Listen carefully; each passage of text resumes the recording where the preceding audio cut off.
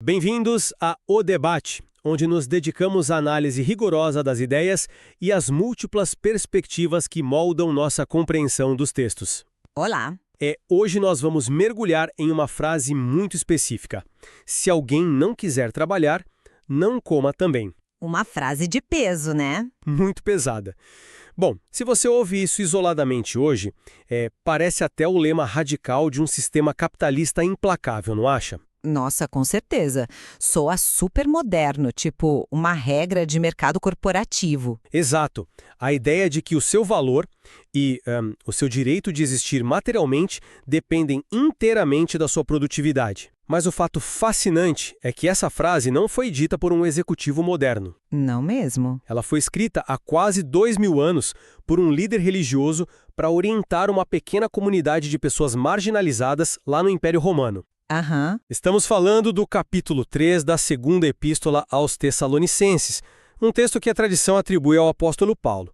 E antes da gente entrar de cabeça no assunto, é importante citar que nossa base referencial de hoje segue o material Copyright 2001-2026, professor José Márcio Lacerda, todos os direitos reservados. Perfeito. É sempre bom estabelecer as bases. Sim, e a grande questão que nos traz aqui hoje, a nossa discordância central sobre este documento, é qual era a verdadeira natureza dessa regra do trabalho. Isso. Essa instrução de não comer, ela era primariamente um mecanismo pragmático, tipo uma lei socioeconômica de sobrevivência para proteger o estoque de comida da comunidade. Ou era, no fundo, uma ferramenta de disciplina teológica severa focada na alma. Na obediência do indivíduo, né? Vivência no primeiro século. É, para mim, uma questão de preservação material pura. Aham. O grupo simplesmente não tinha os fundos para bancar parasitas que drenariam os poucos recursos que possuíam. É pragmatismo puro. Entendo. Mas, olha, eu vejo a situação de uma ótica completamente diferente. Sim. Para mim, ler esse texto milenar apenas como um antigo manual de economia doméstica ou, sabe, gestão de crise orçamentária é ignorar o contexto gigantesco que cerca a carta. Mas a carta fala de dinheiro e comida, não fala? Fala, sim. Mas a recusa em trabalhar nesse cenário específico de Tessalônica não era preguiça financeira ou falta de ambição, era insubordinação teológica. Insubordinação. Isso. Tratava-se de uma quebra frontal da tradição apostólica e da ordem espiritual que mantinha a identidade daquelas pessoas. Então, a retenção do pão, a ameaça da fome, não é um fim econômico em si mesmo. Então seria o quê? É apenas a ferramenta de choque, sabe? O bisturi usado para uma cirurgia de restauração de caráter. O objetivo era espiritual. Bom, vamos olhar então para a realidade do chão de fábrica daquela época. Vamos lá. Imagine a igreja cristã primitiva não como aquela instituição super institucionalizada e imponente de séculos depois. Com templos gigantescos. Exato. Imagine eles como uma startup social extremamente frágil.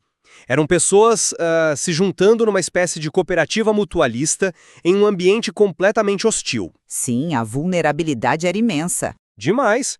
A sobrevivência dependia estritamente do balanço de calorias. E no texto, o autor faz questão de focar na autossuficiência econômica. Ele menciona o próprio exemplo, né? Exatamente. Ele relata o próprio comportamento dizendo: nem de graça comemos o pão de homem algum, mas com trabalho e fadiga, trabalhando noite e dia, para não sermos pesados a nenhum de vós. A palavra pesados é bem interessante aí. É a palavra em torno da qual tudo orbita aqui. Peso. Peso material, sabe? Peso financeiro. Se você tem pessoas no grupo que param de produzir e só consomem, esse parasitismo não é apenas um traço de caráter ruim. Você diz que é letal. É um risco letal de falência múltipla para todos. Por isso, a ética do trabalho que ele cobra surge de uma urgência financeira aguda. Ele traça o limite da empatia material. É uma leitura pragmática atraente, eu confesso, como se ele fosse um ótimo gestor de recursos. E ele era. Mas olha o enquadramento cósmico que o próprio autor dá antes de chegar nessa questão do trabalho. O capítulo não começa com um balanço de fluxo de caixa. Como começa então? Começa com um pedido de oração para que eles sejam livres de homens dissolutos e maus, e com a promessa de que o Senhor os guardará do maligno. Os riscos que o texto estabelece são logo de cara de ordem espiritual. Certo, ele usa uma linguagem religiosa. É o padrão da época. Mas é mais que isso. Quando ele finalmente aborda o foco do nosso debate, que é o sujeito que parou de trabalhar, a linguagem usada para diagnosticá-lo não é contábil. Ele não diz que o cara está dando prejuízo. O que ele diz exatamente? Ele diz que é alguém que anda desordenadamente e não segundo a tradição que de nós recebeu. Sabe, o sujeito desordenado não é um membro que dá déficit. É um membro da comunidade que saiu da linha da autoridade divina. Então a ociosidade seria secundário. A ociosidade é só o sintoma superficial.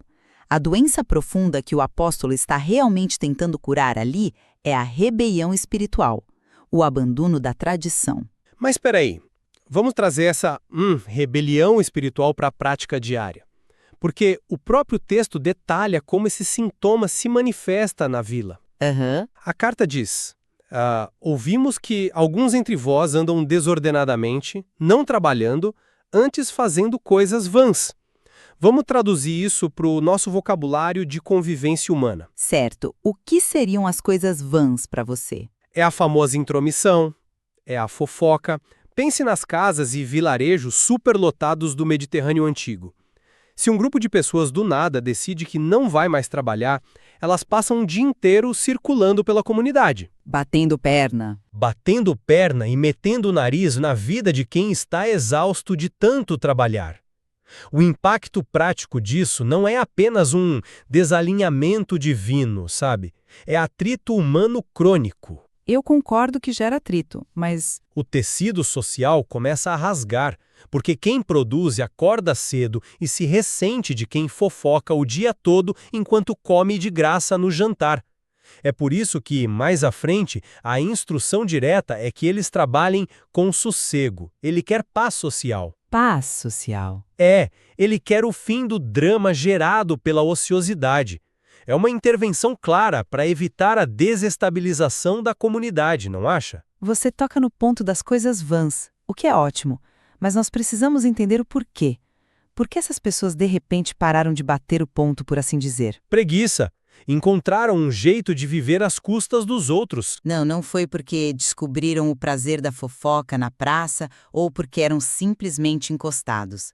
O pano de fundo de Tessalônica, que ecoa desde a primeira carta e transborda para esta, é uma crise escatológica profunda. Opa, pera, deixa eu fazer uma pausa aqui para o nosso ouvinte que talvez não esteja familiarizado com os termos da teologia acadêmica. Crise escatológica. Isso. Você quer dizer que o que motivou a parada no trabalho foi uma expectativa sobre o fim do mundo? Exatamente. Eles achavam que o apocalipse ia acontecer naquela semana e pensaram, bom, se o mundo vai acabar sexta-feira, para que eu vou plantar trigo hoje? É essa tal da desordem? É perfeitamente isso. Havia um pânico e uma euforia descontrolada de que o dia do Senhor já havia começado. E essa é a chave de tudo. Nossa, isso muda bastante o cenário. Largar as ferramentas não foi um ato de preguiça ordinária. Foi uma declaração teológica, ainda que distorcida. O sujeito desordenado olhou para o mundo físico e disse: o reino celestial chegou. As regras materiais da terra não se aplicam mais a mim. Uma espécie de delírio místico, então. Sim, e quando Paulo intervém mandando que trabalhem com sossego, ele está combatendo uma histeria teológica. O autor invoca a maior autoridade possível. Ele diz: a esses tais, porém, mandamos e exortamos por nosso Senhor Jesus Cristo. Ele traz o peso pesado da autoridade. Totalmente. Fazer coisas vãs é a evidência de que a pessoa abandonou a postura de prontidão vigilante que a tradição exigia. O contraste verdadeiro que o texto faz não é entre o membro produtivo e o membro que dá prejuízo. E é entre o quê? É entre manter a ordem estabelecida por Deus e a anarquia gerada por visões completamente erradas sobre o futuro cósmico. Olha, confesso que essa revelação sobre a histeria do fim do mundo realmente dá muito mais peso à palavra desordenadamente. Mas aí eu tenho que empurrar o argumento para as ações que Paulo tomou em resposta a isso. Como assim? Bom, Se o problema central é uma crise puramente teológica, um surto místico de que o fim dos tempos chegou, a resposta de um líder religioso comum seria dar uma aula expositiva sobre o calendário celestial, certo? Seria o esperado. E não é isso que ele faz. O antídoto que ele apresenta é chocar a comunidade com o próprio suor físico. Ele diz, de novo, olhem para mim, eu podia não fazer nada, mas eu trabalhei até a exaustão para não custar um centavo a ninguém. Aham. Ele evoca o suor da própria testa, a fabricação literal de tendas de couro. Se a batalha era puramente invisível e espiritual, como você diz, por que ele usaria um argumento tão palpável, tão econômico e ligado à sobrevivência braçal? É uma ótima pergunta. Para mim, a resposta é que ele ensina através da empatia com o bolso da igreja. Entendo, mas o suor físico ali era necessário exatamente pelo valor pedagógico chocante que ele tinha naquela cultura específica. A gente precisa vestir as lentes sociais do Império Romano. Certo, me ilumine. Hoje, a gente valoriza muito a ética do trabalho, valorizamos o conceito do homem que se faz sozinho, o self-made man, sabe? Sim, o trabalho dignifica o homem, como dizem. Mas na antiguidade clássica, o trabalho braçal era considerado profundamente indigno. Era uma coisa reservada a escravos e às classes mais baixas, aos rústicos. Cidadãos de status, filósofos e pensadores, dependiam do sistema de patronato. Eles buscavam clientes ricos para financiá-los. Ah, certa. A elite grega tinha horror ao trabalho manual. Então, um líder espiritual da magnitude dele ir trabalhar com as mãos seria quase um rebaixamento de classe voluntário. Totalmente. Seria um escândalo. E ele sabia muito bem disso. É por isso que o apóstolo escreve, não porque não tivéssemos autoridade, mas para vos dar em nós mesmos exemplo, para nos imitardes. Ele abriu mão do direito de ser bancado. Ele tinha autoridade apostólica, o direito cultural e religioso pleno de exigir que os membros mais ricos de Tessalônica sustentassem o ministério dele. Em outras regiões, como lá na Macedônia, ele aceitou o sustento. Mas em Tessalônica, não. Ele escolheu não fazer isso em Tessalônica de forma proposital. O trabalho braçal exaustivo foi o quadro negro escolhido por ele para ensinar uma lição moral avassaladora sobre humildade. Sobre amor sacrificial. Entendi. Ele rebaixa o próprio status para curar o orgulho deles. Exatamente. Ele rebaixou o próprio status social para curar a arrogância escatológica daquelas pessoas. Nós sabemos que essa era a intenção profunda, porque logo depois o texto pede que o Senhor encaminhe os vossos corações no amor de Deus e na paciência de Cristo. Paciência de Cristo. Isso, o trabalho suado de Paulo era uma ferramenta para forjar um caráter paciente e não apenas para, estancar uma sangria no orçamento local. Eu admito que essa inversão de status no Império Romano eleva a atitude dele a algo monumental. Mas olha, não dá para simplesmente apagar a motivação declarada no texto com todas as letras. Ele repete que agiu assim para não sermos pesados a nenhum de vós. Por mais que a atitude contivesse essa lição formidável de quebra de orgulho social que você mencionou, o gatilho da ação foi perceber que a comunidade não dava conta. Você acha que eles iam quebrar financeiramente? Com certeza. Ele olhou e pensou, se eu usar a minha autoridade e pedir que paguem o meu almoço todo dia, eu vou quebrar essas pessoas. Ele impõe um pragmatismo impecável aí. E isso nos leva à mecânica da punição, que para mim é o que resolve a nossa divergência sobre quem manda na regra, se é o corpo ou a alma. Certo, vamos à mecânica da punição então. A punição imposta a quem não aprende a lição de Paulo é brutalmente física. Se alguém não quiser trabalhar, não coma também. Deixa eu fazer o papel de advogado do diabo aqui. Porque, para os ouvidos contemporâneos, usar a fome como tática de choque parece incrivelmente cruel. É quase uma chantagem fisiológica, sabe? Sim, soa muito duro. Retirar a comida para ensinar alguém a ser humilde e paciente não soa nada pastoral. Se a sua preocupação primária fosse curar a alma e corrigir as crenças teológicas da pessoa, por que diabos você atacaria o estômago físico dela? É um bom ponto. Você não ataca o estômago de alguém se o problema principal não estiver drenando os recursos do estômago da própria comunidade. Cortar a ração é forçar a pessoa a procurar emprego amanhã cedo, puro e simples. Seria uma crueldade sem tamanho se estivéssemos falando apenas de privar alguém de carboidratos, em um restaurante isolado. Mas você tem que mergulhar em como o alimento funcionava e no que significava comer junto nas igrejas antigas. Você se refere aos banquetes ágape, as ceias de amor que eles faziam. Exatamente. As igrejas do primeiro século não eram templos com fileiras de bancos onde cada um escutava o sermão, dava um aperto de mão e ia para sua casa almoçar. O centro nervoso da comunhão cristã era uma refeição completa. Uma janta comunitária. Sim, realizada geralmente nas casas dos membros mais abastados. Eles literalmente compartilhavam pão de forma comunitária. E, numa sociedade extremamente desigual, para os escravos ou pessoas muito pobres daquela congregação, aquela refeição não era apenas um sacramento. Era a sobrevivência deles. Talvez fosse a única comida decente que teriam na semana inteira. Era, de fato, uma rede de proteção material. O que só reforça o meu ponto. Se essa refeição era a rede de segurança que os ricos ofereciam aos mais vulneráveis, tolerar pessoas fortes e saudáveis que pararam de trabalhar por causa de delírios apocalípticos seria um convite ao colapso dessa rede de segurança. Cortar a comida deles é parar a sangria. Se você não corta a comida do irresponsável, falta para a viúva e para o escravo. É uma lógica impecável. Eu não nego. Mas você precisa ver o objetivo final do corte. O estômago, no Mediterrâneo antigo, era o atalho mais rápido para a consciência pública. Como assim? Nós estamos falando de uma cultura baseada fortemente em honra e vergonha pública. Retirar o sujeito, o irmão, da mesa do ágape, não é como a empresa de hoje cancelar o vale-refeição porque o cara foi demitido. Tá, qual seria a metáfora então? Pense numa metáfora mais íntima.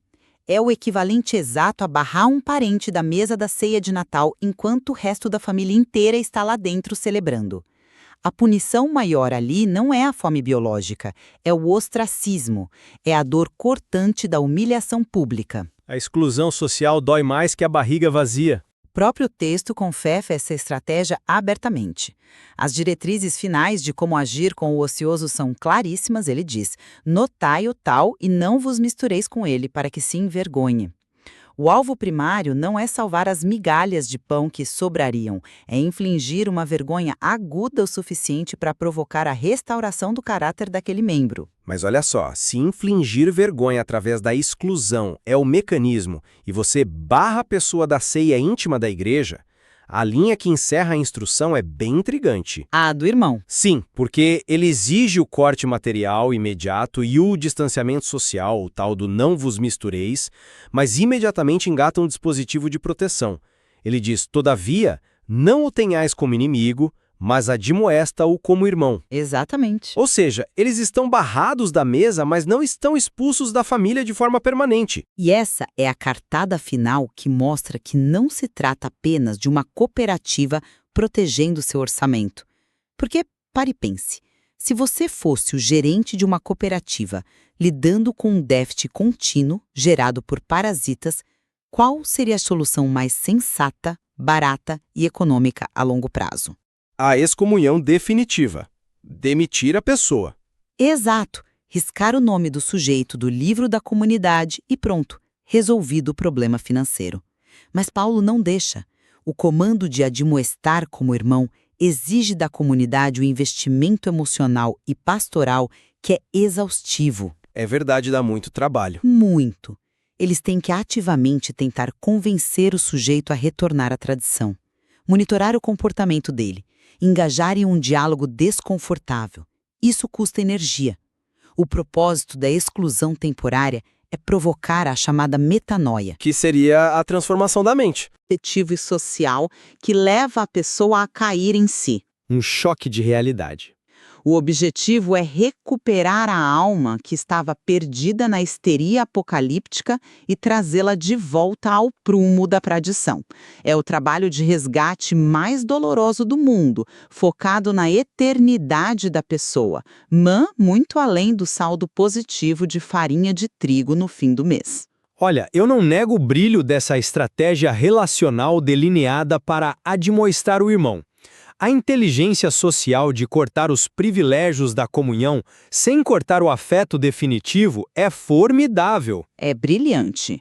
Contudo, eu insisto que a beleza do texto não reside no abandono do campo material em prol do espiritual, mas em como o pragmatismo econômico é o chão de cimento duro sobre o qual toda essa ética pastoral é construída ali. Chão de cimento. Sim, por mais que o alvo distante fosse a tal da metanoia, a salvação teológica do infrator, a ação pragmática imediata protege a integridade do grupo no curto prazo.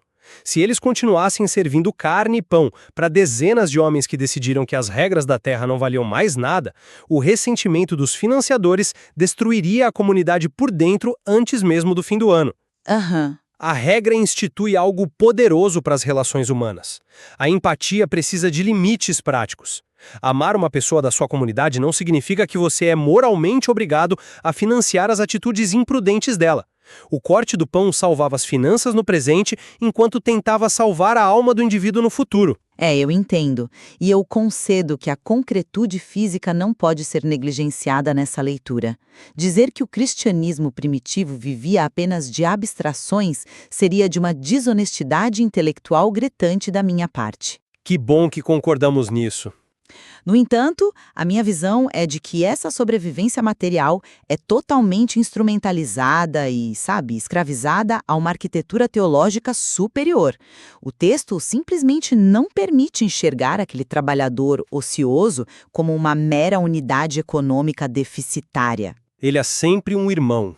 Exato. A restauração da ordem teológica pela via dura e amarga da vergonha é o verdadeiro lucro que essa comunidade está desesperadamente buscando alcançar. E isso nos conduz a uma encruzilhada incrivelmente iluminadora, onde as nossas abordagens se encontram. Olhando pelo espelho retrovisor de nossas teses aqui, fica bem evidente que nós, contemporâneos, somos vítimas das nossas próprias divisões. Como assim? Nós amamos separar o mundo em caixinhas herméticas, né? O trabalho suado numa oficina, pagar os boletos, o planejamento orçamentário da família. A gente chama tudo isso de vida secular. É verdade. E a oração profunda, a meditação, as ideias escatológicas sobre o futuro, a ceia da igreja, isso seria a vida espiritual. Exatamente. A gente divide tudo. Mas para aquele apóstolo costurando couro no meio de Tessalônica há milênios, essa divisão não fazia o menor sentido.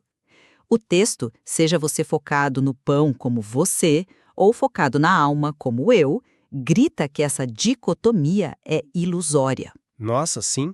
A mensagem palpável é que o modo como você escolhe ganhar o próprio sustento e especialmente como você se comporta em relação aos recursos alheios, expõe a radiografia do seu estado interior profundo. A irresponsabilidade financeira crônica, amparada em falsas crenças de que regras terrenas não importam, é mapeada instantaneamente como um colapso teológico e espiritual severo. Como você preenche as horas do seu dia trabalhando com suas mãos é indissociável de como você honra a tradição a qual você alega pertencer. E o fato do texto encerrar com um apelo pela paz, a frase "Ora, o Senhor da paz vos dê sempre paz", reforça bem esse casamento entre a matéria e o espírito. Sem dúvida. A verdadeira paz comunitária não era sentida apenas quando o armário de pães estava bem abastecido ou quando não havia dívidas. A paz era vivenciada quando a ordem interior de cada membro se refletia na disciplina do mundo exterior. Eles trabalhando lado a lado, sem parasitas e sem o peso da vergonha, unidos por uma paciência mútua. Amar alguém e cuidar de alguém em uma comunidade real, sob a ótica dessa carta, demanda uma coragem desconcertante. Muita coragem. Pode significar tomar a atitude dificílima de permitir que alguém sofra os solavancos duríssimos do estômago vazio devido às próprias decisões. E tudo isso enquanto você ainda chama essa mesma pessoa de irmão e não desiste ativamente dela. É caminhar nessa corda bamba frágil entre a crueza pragmática da realidade física e a sofisticação delicada do cuidado pastoral. É um equilíbrio muito complexo. Demais. E por isso convido você que nos escuta a continuar esmiuçando e investigando os meandros desse material tão rico. observar como instruções milenares que pareciam apenas regras de convivência ou cláusulas de um contrato social frequentemente abrigam em sua estrutura visões penetrantes sobre a natureza moral de como habitamos o mundo. Com certeza, tem muito mais pano para manga aí. A engrenagem misteriosa da espiritualidade, como nós vimos extensamente aqui, é quase invisível a olho nu. E que não nos falte a sabedoria para distinguir a fronteira. Nós ficamos por aqui. E eu deixo a você a provocação final. Quando fecharmos os olhos e analisarmos nossas responsabilidades coletivas, em nossos grupos e em nossas famílias, enxergaremos primeiro as cifras vermelhas de atritos ou sintolas claros de algo invisível que saiu do prumo? É uma reflexão vitalícia. Até o próximo debate.